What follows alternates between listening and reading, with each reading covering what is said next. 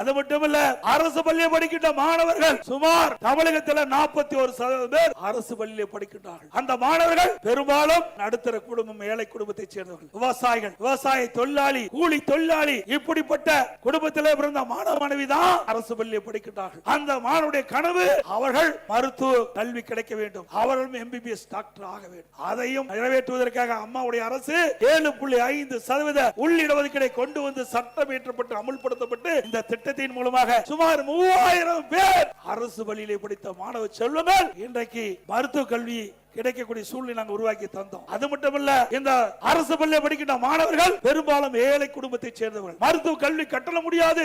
இந்த இடஒதுக்கீட்டிலே அவர்கள் தேர்வு செய்யப்பட்டாலும் அவர்கள் அந்த மருத்துவ கல்வி பயில முடியாத சூழ்நிலை. அது எங்களுக்கு தெரிந்தவுடன் அனைத்து இந்திய அண்ணா திராவிட முன்னேற்ற கழக அரசு இந்த திட்டத்தின் மூலமாக தேர்வு செய்யப்பட்டவர்களுக்கு முழு மருத்துவ கல்வி கட்டணம் செலுத்தும், அதையும் நிறைவேற்றி கொடுத்தோம். இதெல்லாம் அதிமுக ஆட்சியுடைய சாதனை.